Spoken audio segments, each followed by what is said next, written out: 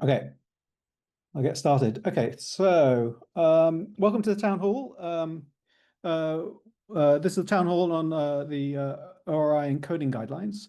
Um, um, and the main topic we're going to be talking about is open source intermediate codecs. And these are kind of codecs for nitpickers. They're people who really want everything in its all its gory detail. You don't want your media sort of filtered to death or with artifacts.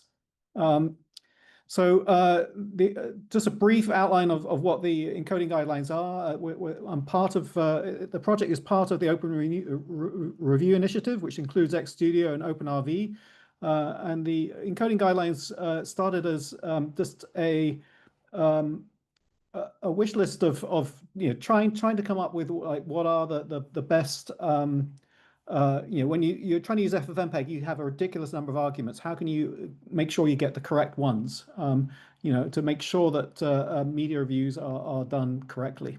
So we ended up developing a set of web pages a few years ago, and we've been adding to it for ever since. This includes a whole kind of test configuration pipeline.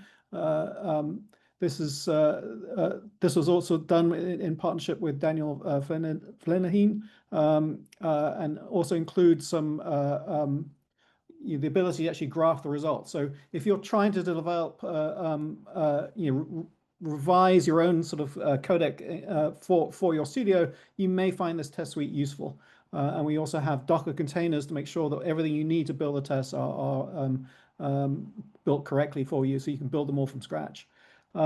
Lastly, we've also this year we've actually introduced, as part of the test results, we introduced this web page template which comes as part of the test results, which allow you to visually look at the results and do a YCRCB comparison test, so you really can see like what the errors in the wedge tests are. And we're only doing it on the first frame, but I think it still is a pretty good indicator of how well that encoding is going or not. You can see a lot of those results in the encode.torch.org site. I'm not. This is a personal site, so I'm not sure how well it'll cope with a lot of people, but I'm sure we're not going to get a huge number of people subscribing. So hopefully it should be useful to just browse the kind of tests that I've been running, and so take a look at that. So just let's do a bit of a codec overview. So this time last year, we did a review of next-gen codecs. So trying to look at like what open source codecs are out there in the world that we could be using, within VFX pipelines. And I think we identified both VP9 and AV1 as great alternatives to H.264 and 5, but there weren't really any good alternatives to DNX HD or ProRes. Fortunately, that's actually changed this year. Whilst those codecs are good, they're not always perfect for high-end reviews. If you're again nitpicking a little bit, you care about like what the grain in the picture is. You don't want that any kind of aggressive filtering to happen, and they're also not great if you're trying to seek rapidly. So and quite often the encoding can be incredibly slow. And a lot of these issues are the kind of things that intermediate codecs address. They're visually lossless. They're great for editing and re-encoding. Can support high bit depth, 10 or 12 bit, and in some cases can do really great at high resolution.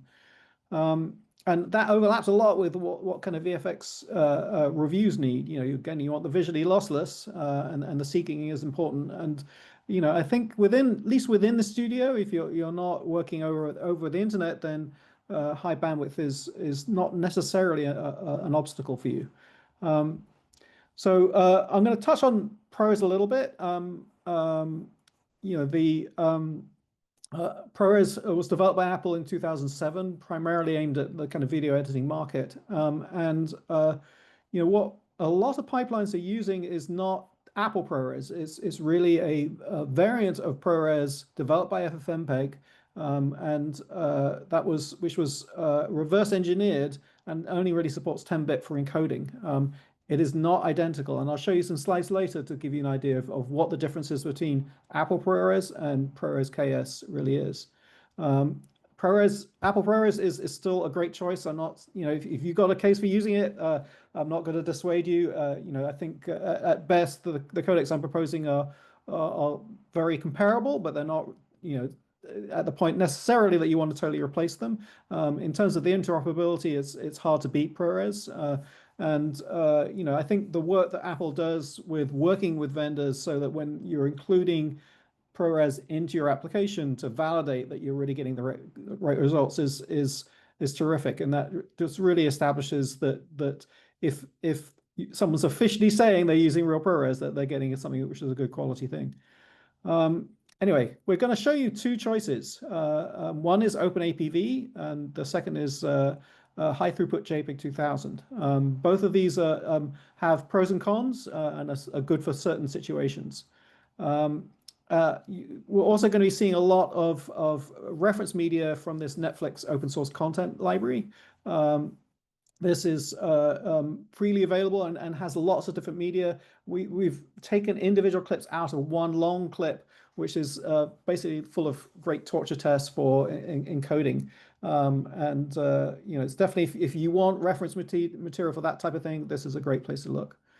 I'm going to be using two tests. There are lots of different other tests that you could be using, but the two I'm going to use in particular, one is called peak signal to noise ratio, which is a much more mathematical measure. So, sometimes when it says something is better visually, it may not look good to us. And that is something that the Netflix VMAF test is great at. They literally had a bank of kind of GoldenEye humans who looked at different codecs and rated different codecs and then fed that into an AI. So that essentially this VMAF algorithm is the kind of AI equivalent of those kind of GoldenEyes. For that particular case, we typically want at least 95, a value of 95 for the VMAF score. I actually push it a little bit higher at 98. So let's start with OpenAPV. This was designed and developed by Samsung and contributed to the Academy Software Foundation, and it's currently a project in sandbox stage. It's royalty-free, license fee-free, and it's open source. And you can find it, the core library on the Academy Software Foundation website, GitHub repo rather. The technologies, the core technologies of OpenAPV are this group of 6 patents, all of which have expired, but they've certainly combined them in a way where the end result is a pretty good performing codec. It supports both 422, 444, and 4444, both 10 and 12-bit. In principle, the codec could support up to 16-bit, but the actual library right now does not support it. There is now a decoder natively in FFmpeg 8.0. And what's been interesting this year is as we've been starting to test OpenAPV, it feels like the FFmpeg team separately has been developing their own decoder. Their decoder actually performs extremely well, and that's primarily the test that we've been using. But FFmpeg for encoding will use the OpenAPV library directly, and there's native Neon and Intel vector support for the library. And you will also see there is a decoder, I think, also available for Android. There's only 2 slides which are actually going to be just diving into with FFmpeg things, and really I'm just trying to emphasize, if you want to start using this, do look at the web pages I've set up on the website. I'm just going to flag in this particular one, the preset fast is actually surprisingly, unlike some of the other codecs, actually gives some of the best performance and also higher speed. So if you're starting to code, that's a good one to use. But much more importantly, if you start to use 444, you do actually currently need this extra parameter to tell the actual library that the data coming into the library is in 444. So I'm hoping that that's something that will be fixed in future releases of FFmpeg. But at least for the current main branch of FFmpeg, this is required. So how good is it? Well, the VMAF score is if you remember, we said like 95 and above is visually lossless, and I'm for what I'm testing for is typically 98 and above. This is certainly well above that. And in fact, I really have to use PSNR to really see any kind of qualitative difference at the kind of quality that we're looking at here. So for 422, you can pretty much go up to a PSNR of 70, which is truly excellent. And for 444, it starts tailing off a little bit. But again, we're still in the 70s to 75 PSNR range, which is very good. Now, so the beauty of it now being included in at least the main, currently it's available in the main branch of FFmpeg, but FFmpeg 8.0 has not been released. So right now we do have a pull request within OpenRV to merge that into OpenRV, but we're waiting for that FFmpeg 8.0 to be released because that feels like a good milestone to make sure that everything works correctly. But you should expect to see this widely available across the board as FFmpeg 8.0 rolls out. So switching a little bit to JPEG 2000. So JPEG 2000 has been around since 2000, surprise, surprise, and been used for digital cinema for as the main kind of codec when you go to the cinema. There is no licensing cost for it, and it can be lossless. And although typically it is always lossless certainly in the digital cinema realm. The thing that for me is very appealing about it is this kind of multi-resolution thing. That you can, if you read a quarter of the file, you're getting a half-res version of the full picture, and you can read like an eighth of the file and get a half-res. It truly kind of just works like almost like mapping, if you're familiar with that term. And there's also this very powerful notion of region of interest, which I'll talk about in a sec. So high throughput JP 2000 is a new extension. It was released in 2019 as a Part 15 extension of JPEG 2000. There's a 10x encoding and decoding improvement. Prior to that, you pretty much almost had to have hardware decoders. There weren't a lot of decoders that you could easily run that could support it. It was pretty much unusable as a purely software-based thing. So for the cost of like the file size is about 5% larger, it's an excellent choice. And there's good kind of CPU and GPU decoding available for that. There's a whole bunch of different libraries, both commercial and open source. The one we're particularly going to look at is this one called OpenJPH, which seems to have a fair amount of use within the industry. It supports up to 16-bit per component, and there's good vector support on everything apart from Neon, sadly. Although, frankly, the Neon support is still excellent even without the direct vector support. There were earlier versions of this OpenJPH library which were included in OpenJPEG, but right now you see quite a big performance difference between the two. So we're really recommending still using this for good playback performance. Now, why am I interested in this? I think it's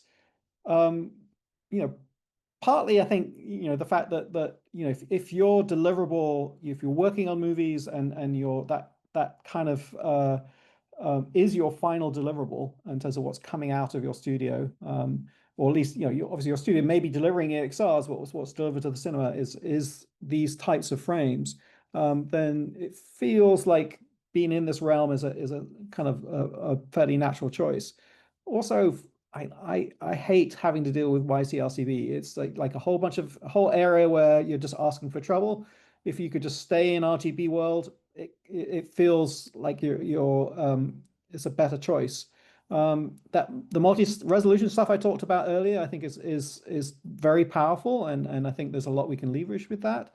And I think the other one is that this region of interest is I think is very interesting. I think especially like a good example is like if you've got 360-degree content, you might have an 8K render of the full sphere around you, but you only want to load part of that image, and you want to load that at a high frame rate. And I think the region of interest coding that HTJ2K has could take advantage of that. And I think that is another interesting thing. That's not something that any of the stuff I've implemented supports yet, but I think it could be an interesting area to explore.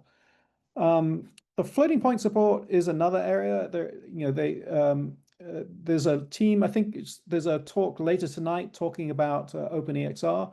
Um, that and part of what they're going to be talking about is that they've added HTJ2K compressor to OpenEXR. So that's, although that's actually using lossless, the lossless variant of HTJ2K. So there clearly is some support for floating point. That's not something we've implemented right now, but we certainly would be interested in getting feedback for that. So what was missing in terms of it working within a VFX pipeline?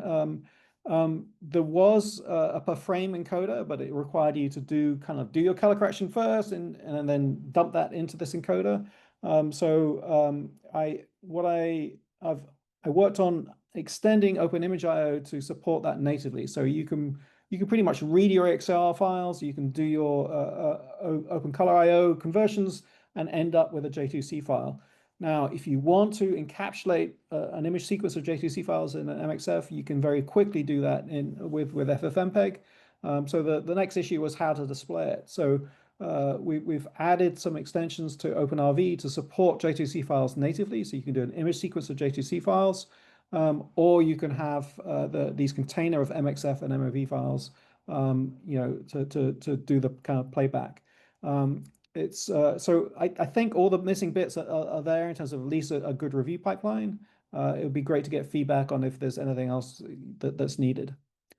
I also want to do a shout out to DaVinci Resolve, which I believe is using the Kakadu compressor, because they are also able to read and play back the J2C files, which uses the rate control rather than QStep.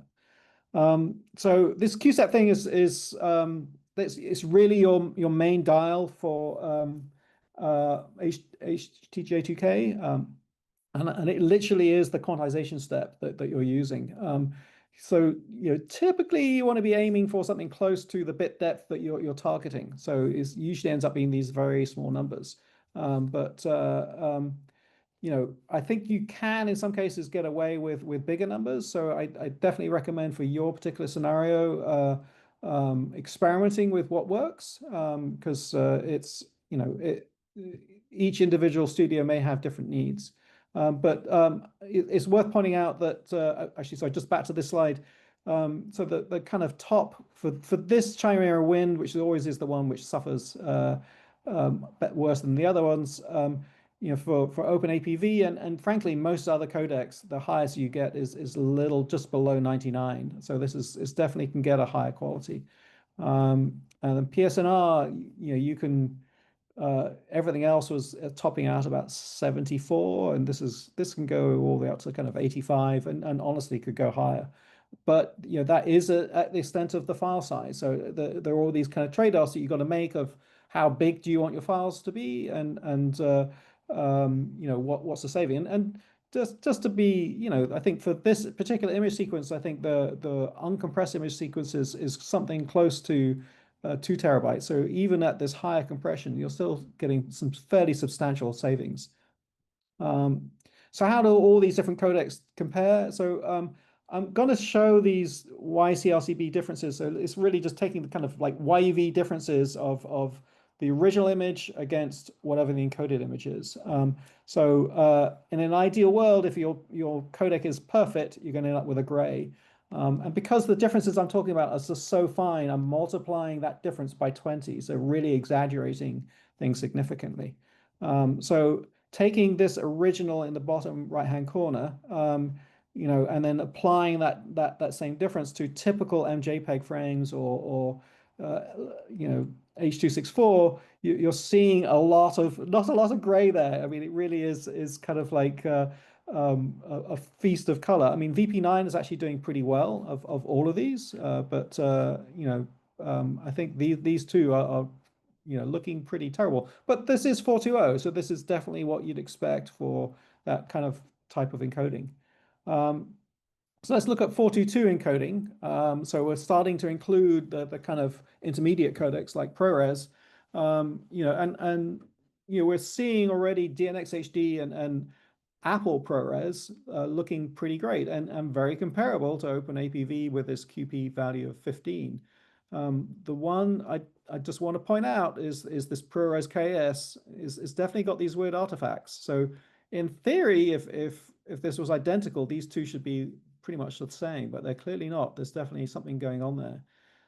The other one I want to point out is OpenAPV, when you specify a bit rate right now, is not doing a great result. I strongly recommend sticking with the QP value. I'm hoping this is something that would get addressed, because again, this is the first, this library is still new, so I'm hoping this is something which can be addressed in the near future. But stick to QP 15 or the QP values, and you get some great results. How does this end up looking? VMath thinks everything is fabulous. We're kind of 99, kind of even for 422, which is pretty sweet. Hard to tell almost. The PSNR is all looking extremely good. We're comfortably above 50, kind of in the 55 to 60 region. Everything kind of the same kind of quality. But where things sort of get interesting is the differences in file size. I mean, yes, some of these file sizes are a little bit larger, but you can basically pick different values and definitely get them down to something usable. But particularly in coding time, there's some substantial differences. ProRes KS is substantially slower than both the Video Toolbox ProRes, which shouldn't be a surprise because the Video Toolbox is running a hardware encoder on the M2 Max MacBook that I'm testing on. So you should expect to see a difference. But what is surprising is OpenAPV is holding its own against this hardware-based encoder. So some of that difference could be to do with just the overall FFmpeg pipeline. It may be quite possible to get something which is significantly more optimal. But the fact that it's even down at the kind of like 1 second to encode an 8-second clip is pretty terrific. And similarly with DNxHD is, again, quite a bit slower. What does it look like for 444? It obviously FFmpeg already is looking great, and it just keeps on looking good. Similarly with PSNR is everything is now starting to creep up to 60 or above 60. This now also I forgot to point out in these particular slides we're now including HTJ2K because these now have HTJ2K is full RGB, so it's unreasonable to compare it against 422.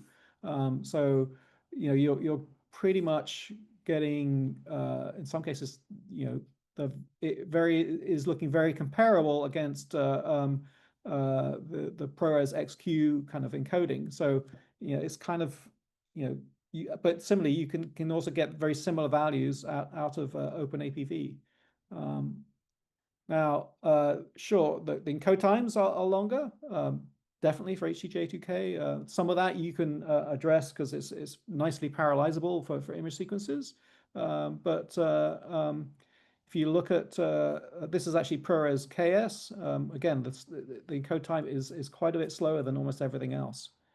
And the file sizes, the HTJ2K is kind of like in the ballpark. So all of the kind of extreme compression stuff of XQ is comparable to HTJ2K.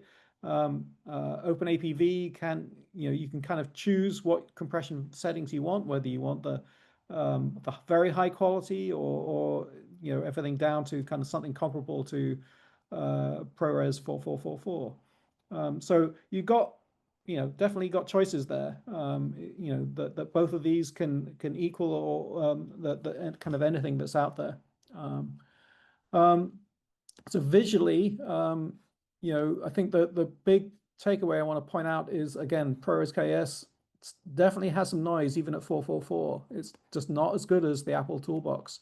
So, you know, if you look at OpenAPV or HTJ2K, you're pretty much like at a perfect kind of gray, which is kind of what you really want.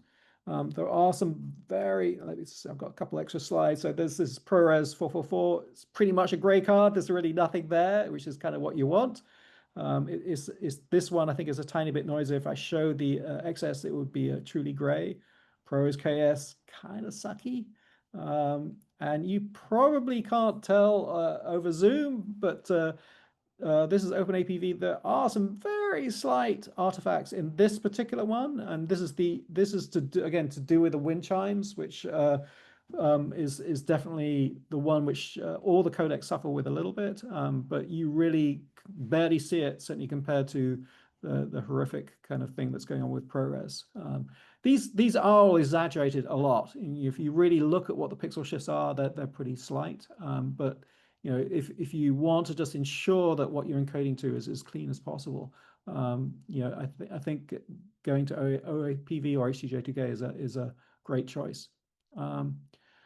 Just for almost entertainment, you know, you can get some great results out of the H.264.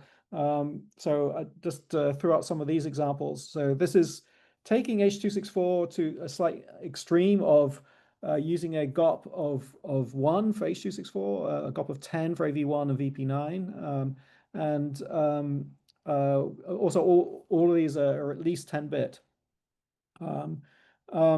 So this is kind of what's interesting is, I mean, yes, it is, H.264 is noisier, and obviously ProRes KS is still a bit, there's stuff in there, but you're still getting quite a big file savings out of using H.264. So depends what you're trying to do. You know, maybe that file saving is significant for you. You're going to have to be careful because very few devices necessarily support H.264 10-bit 444. You know, some web browsers do, a lot of them don't. So you've got to kind of be careful on how you're using that. Whereas things like ProRes, you're going to be pretty safe in if as long as it can read it, is going to read it correctly. And hopefully down the road, OpenAPV is going to be in that same territory. And the PSNR is surprisingly good. You know, we're for this particular stuff, even H.264 is up there, and I think that in a way that is quite a good indicator. Even though PSNR can tell you, yes, this is all terrific, but there's still maybe artifacts that you might be actually seeing. But you're paying for it with encode time. VP9 and AV1 is utterly horrific, and even H.264 is certainly twice as bad as really any of the others. I think this one right down here at the bottom of this video toolbox is where it's half of OpenAPV.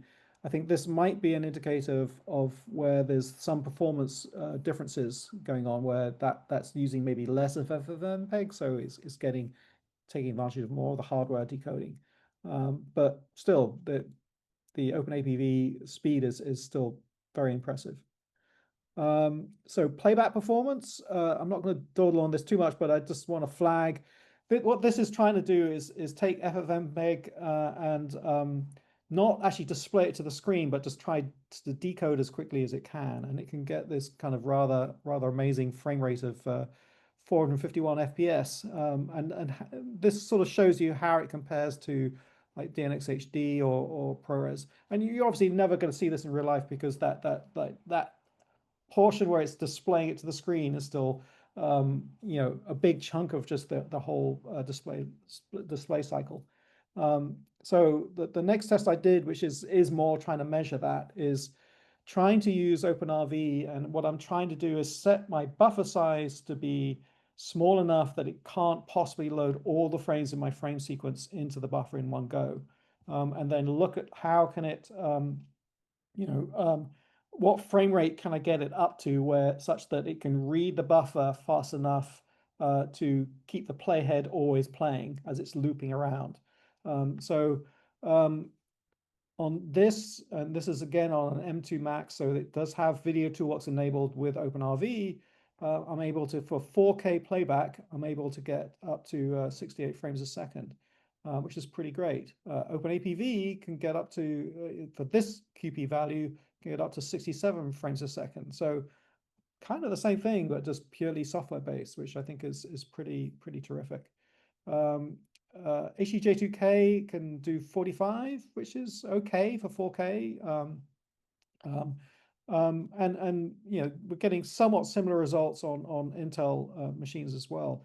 I'm struggling a little with the VSync limit. You know, on the Intel platform I was running on, I couldn't get it anything higher than 60 frames a second. So quite what the actual value is, I don't really know.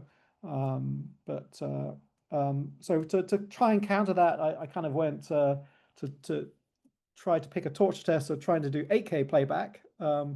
And ProRes. So this again is doing playing back through the video toolbox, or even though it was encoded with ProRes KS, was hitting about 18 frames a second. OpenAPV could actually get up to 40 frames a second, which I think is kind of amazing.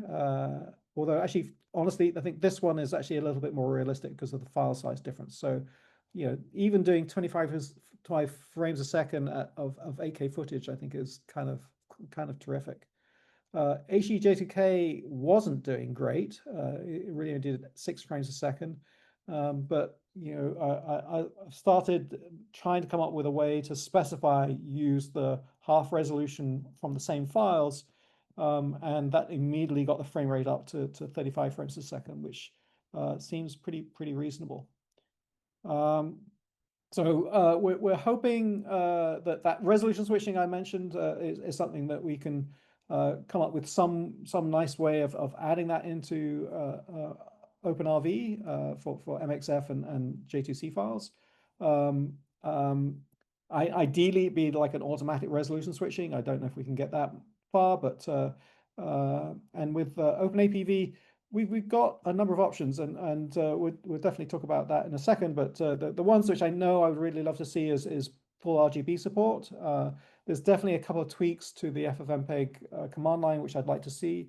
It would be nice to see that bitrate stuff fixed and like some sort of CRF equivalent flag working. But we're definitely looking for feedback from the community. I want to thank from the HTJ2K team, Iris Neumann, Michael D. Smith, and Pierre-Anthony Lemur for all the help in getting that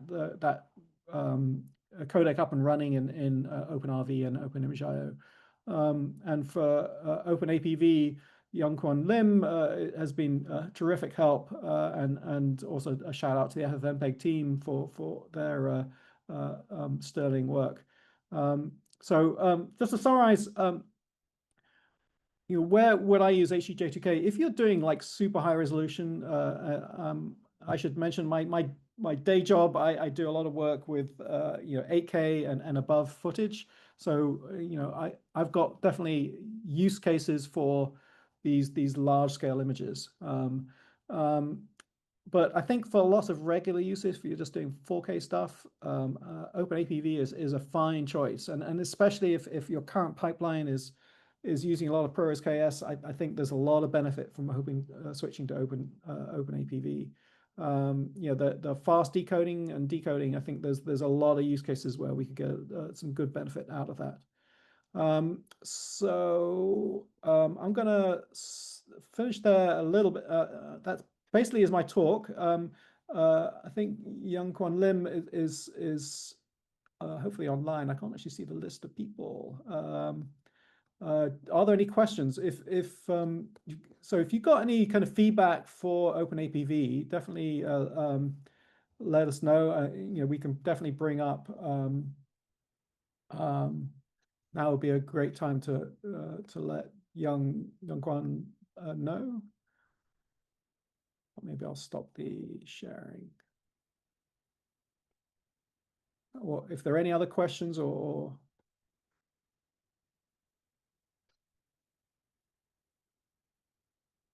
oh. Maybe one, Sam. So are you able to replace like all your usage of ProRes with HT2K and OpenAPV yet, or there's like still cases remaining where you would not be able to do that?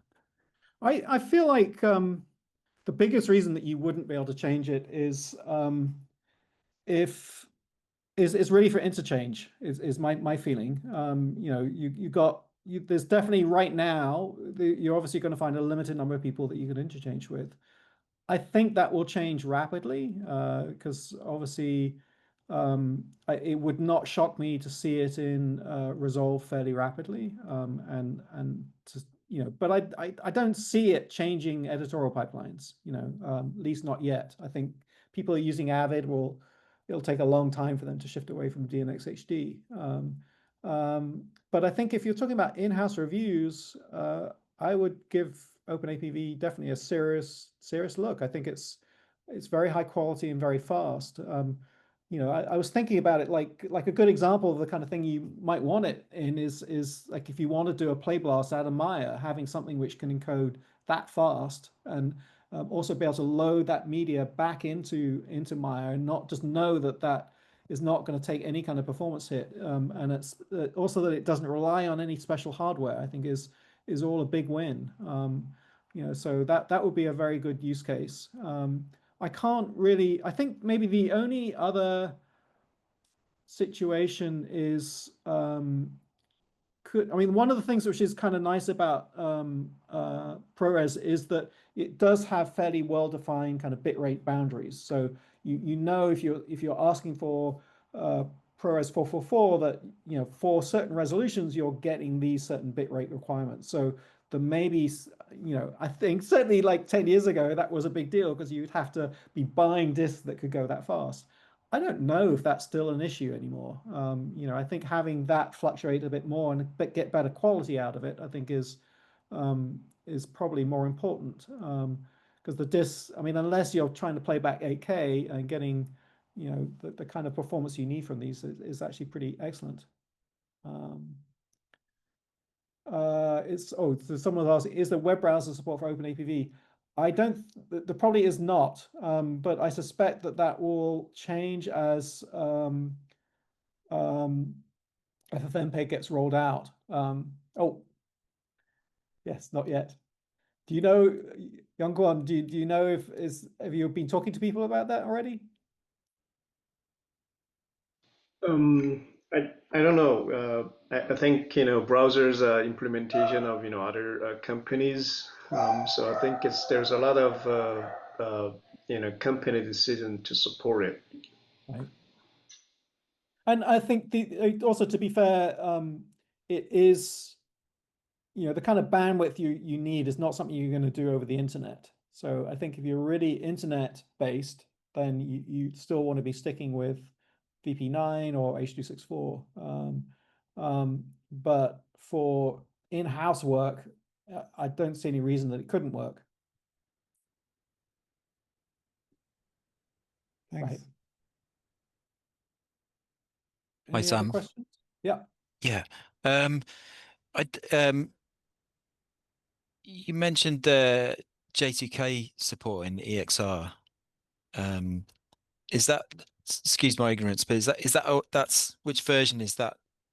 That's going to be the one in? that comes out this fall. So I believe, I don't know if we've got anyone from that team here, but if you attend the OpenEXR virtual town hall later, I think it's later tonight. I can't make that one, Well, unfortunately. you should see it in the video. Oh yeah. It'll be in the YouTubes. So they should be talking about it then. So yeah, essentially that's adding that same library that I need is added to OpenEXR. So it's just an additional requirement. I suspect it probably gets compiled in automatically. And if you were using OpenImageIO, for example, as long as the package, I can't remember the package bundling kind of app can find OpenJPH, then it'll get included into OpenImageIO. Okay, so it's not part of it's not fully rolled into the OpenEXR. It is definitely, it's not in the code, it's a separate library which it'll link against. So Okay, got you. Okay. Referencing this extra library. I think maybe the best way of thinking about some of what they're doing is it's probably a more efficient version of the PIS library. PIS is also wavelet based. So that type of compression is what the OpenJPH is doing. And that is also lossless. There's not trying to do a lossy compression. There was talk of, should we explore doing a lossy version, but really that's very, very similar to, is it the, I can't remember what's the lossy compression in OpenEXR? Is it Is it BWA? yes, BWB? DWA. Yes, exactly. I think. DWA, DWAB. TW, yeah. DreamWorks. DreamWorks A and DreamWorks, yeah. B. Have you benchmarked those, by the way? Have you I done any? have actually done some benchmarks of those. And I think for loading, I think you can get slightly better performance with HTJ2K, but only slightly. I think what's in a way is nicer with those is the knob you're dialing for the compression is a much broader knob. It's a bit kind of like the JPEG compression, whereas instead of dealing with this very fine grain fraction of a number, but it's still I think if we went down the HTJ2K route, you get a small improvement. I mean, not much, but a little bit. But having said that, if that was a route you were really going down, you could look at like the commercial libraries like Comprato and so on, and Kakadu, where you can see substantial performance improvements. I mean, OpenJPH is great, but it's definitely a big step up when you go with a commercial solution. So you really can get some phenomenal throughput rates if that was the direction you wanted to go in. Thanks. Cool. Any other questions? Thank you very much, everyone.